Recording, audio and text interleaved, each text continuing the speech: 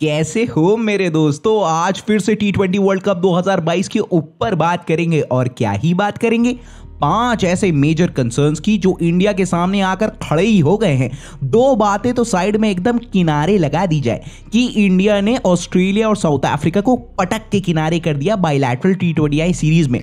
आपको तो पता ही है होम कंडीशंस थी और होम कंडीशंस में इतना बलवा किसी के पास जल्दी आता नहीं है कि टीम इंडिया को डोमिनेट कर दे। भला साउथ अफ्रीका के साथ ODI सीरीज शुरू हो रही है, लेकिन T20I बायलैटरल सीरीज वाला पूरे का पूरा सिलेबस खत्म हो गया है और अब आ गए हैं एग्जाम्स। 6 अक्टूबर यानी आज टीम इंडिया ऑस्ट्रेलिया के लिए उड़ जाएगी। T20 वर्ल्ड कप 2022 16 अक्टूबर से शुरू हो रहे हैं। ऑस्ट्रेलिया और साउथ अफ्रीका दोनों टीम्स को 2-1 से हाँकने के बाद कुछ दिक्कतें आ रही हैं जिनको आज एड्रेस करा जाएगा। चलो फिर शुरू किया जाए और आपसे मैं यही बोलूंगा कि वीडियो में अंत तक बने ही रहना। परेशानी नंबर 1, जसप्रीत बुमराह का रिप्लेसमेंट कहां है। देखो ये बहुत ही बड़ा मेजर कंसर्न उभर के आ रहा है। इसमें इन मीन 3.5 वाला मामला है। एक सीने में तीर सा घुस गया है। जब बुमराह वर्ल्ड कप के लिए रूल्ड आउट हो गए, फिर सस्पेंस ही खत्म होके नहीं दिया कि जाएंगे वहां या रहेंगे यहां। एक उम्मीद जगी कि भैया चले जाएंगे ऑस्ट्रेलिया, कि फिर पता चला हो गया है लेटोलिन। जसप्रीत बुमराह पूरी ही तरीके से वर्ल्ड कप से बाहर हो गए। अब 3 कैंडिडेट्स हैं जो सबसे तेजी में हम फर्स्ट करके आगे चल रहे हैं। एक तो मेरे अंदर का वासेपुर पता नहीं जाता क्यों नहीं है, मोहम्मद शमी, मोहम्मद सिराज और Deepak Chahar.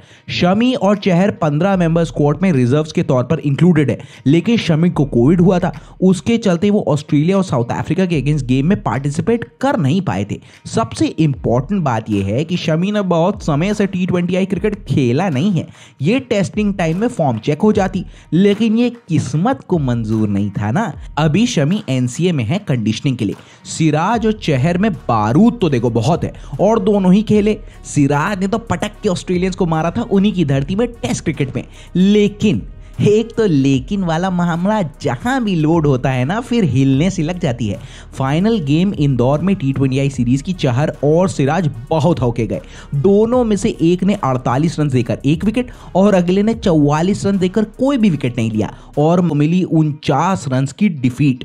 Indian head coach Rahul Dravid साहब ने भी कहा है कि अभी देखो हमारे पास 15 अक्टूबर तक का समय है, तो वहां उनके पास रिपोर्ट आ जाएगी शमी की कंडीशनिंग की, क्योंकि शमी कोविड से रिकवर कर रहे हैं। अब ऐसा भी नहीं होगा ना कि बंदा फिट ना हो और बोले आप सरपट चलो खेलने।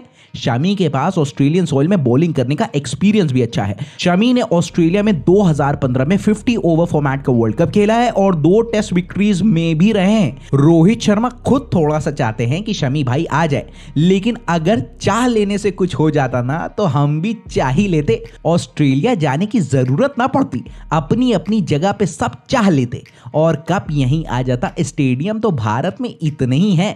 खैर, रोहित कहते हैं बॉलर वो हों जिनके पास एक्सपीरियंस हो ऑस्ट्रेलिया में बॉलिंग करने का।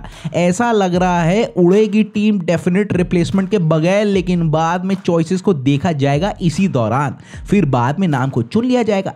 चलते हैं परेशानी नंबर 2 की तरफ। बहुत ही बड़ी परेशानी है ये, डेथ बॉलिंग।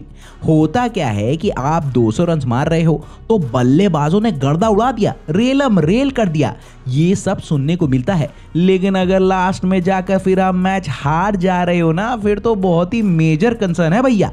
डेथ बॉलिंग बीच में बहुत ही सॉर्टेड लग रही थी, लेकिन अब कुछ सॉर्टेड जैसा मामला दिख नहीं रहा है और टीम्स जो हैं ये सब देखते हुए तैयारियां कर रही हैं। और अब तो जसप्रीत बुमराह भी टीम में नहीं है, तो और आ गया है सरदर्द।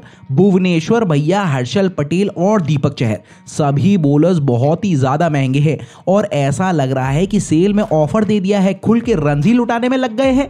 अर्शदीप सिंह ने मामले को संभाला थोड़ा है, लेकिन भाई साहब के पास उतना T20I एक्सपोजर नहीं है। ये डीमेरिट नहीं है, बहुत ही बड़ा मेरिट है। अब एक बंतुल बुकारे से तो जंग नहीं जीती जाएगी ना। डेथ बॉलिंग का इशू उतना नहीं था, लेकिन एशिया कप में सबसे पहले ये बात सबके सामने सामने आ गई। अब दुबई से चलते चलते मामला इंडियन सॉइल तक आ गया और यही सब आपने देखा होगा ऑस्ट्रेलिया और साउथ अफ्रीका T20I सीरीज में भी।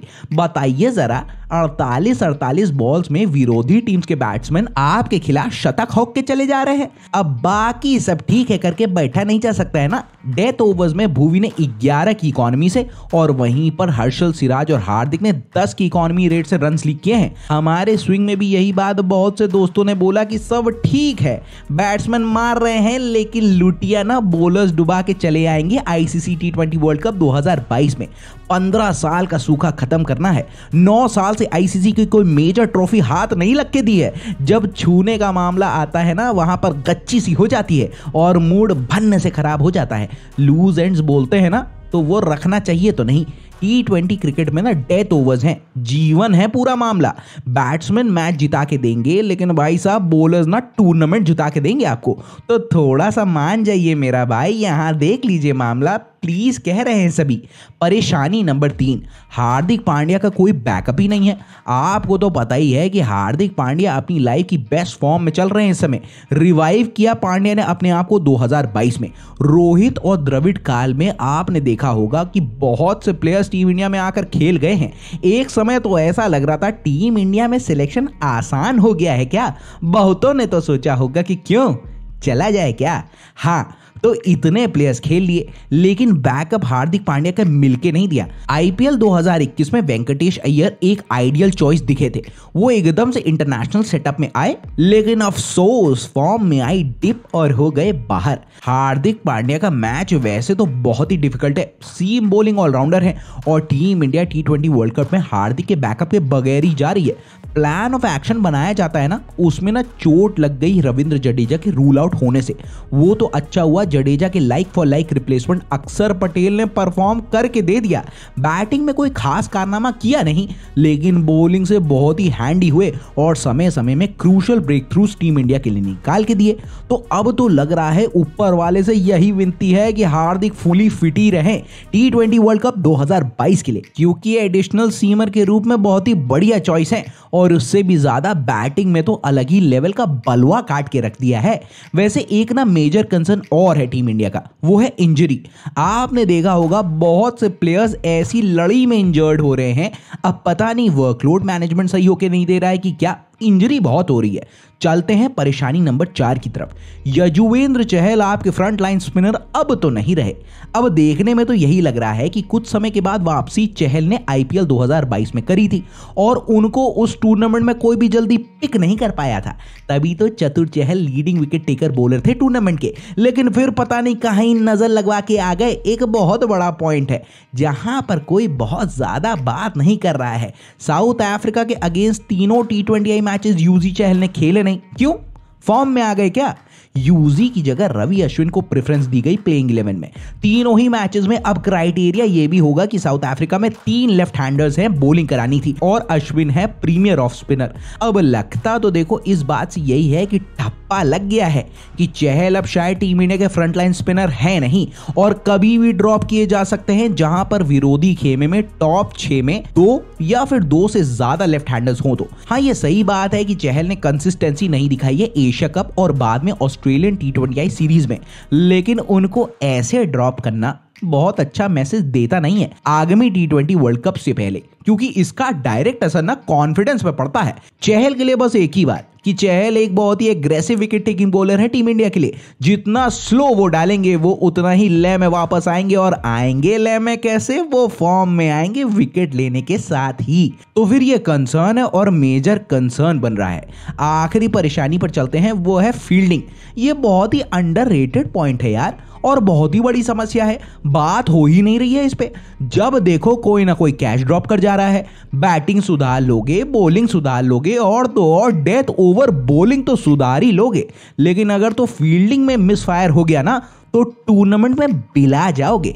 किसी भी टूर्नामेंट में बहुत ही इंपॉर्टेंट डिपार्टमेंट होते हैं तीनों सामान्य, बैटिंग, बॉलिंग और फील्डिंग। फील्डिंग जो रन सेव करके देती है ना, वो बहुत ही ज्यादा इंपैक्ट डालती है रन चढ़ाते वक्त और बाद में उसे चेस करते वक्त। और इंडियन फील्डिंग स्टैंडर्ड ना बहुत ही एवरेज सी लगती है।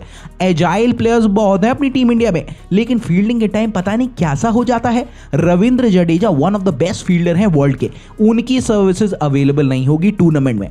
5 साल पहले इंडिया वर्ल्ड की बेस्ट फील्डिंग यूनिट पे कंसीडर करी जाती थी, लेकिन अब आप सेम बात ये कह तो नहीं सकते हो। तब भी स्कोप तो देखो है ही, क्योंकि टीम में विराट कोहली, सूर्य कुमार यादव, केएल राहुल जैसे फैंटास्टिक फील्डर है। बहुत फ्लॉस देखो है नहीं, लेकिन मेजर टूर्नामेंट में ना आकर छोटी छोटी मिस्टेक्स हो सी जाती हैं, वो कहीं ना कहीं टूर्नामेंट को कॉस्ट करके चली जाती है। फिर यहाँ ये एक मेजर कंसर्न है जिसे तत्काल प्रभाव से ठीक करना चाहिए, क्योंकि भैया सामने खड़ी होंगी ऑस्ट्रेलिया, न्यूजीलैंड, इंग्लैंड और साउथ अफ्रीका जैसी मंजी हुई टीम्स, जो फील्डिंग पर बहुत ही ज्यादा निर्भरता रखती हैं और उसी की वजह से गेम को इधर से उधर कर देती हैं। तो दोस्तों ये हैं 5 परेशानियां टीम इंडिया के साथ आगामी आईसीसी टी20 वर्ल्ड कप 2022 में।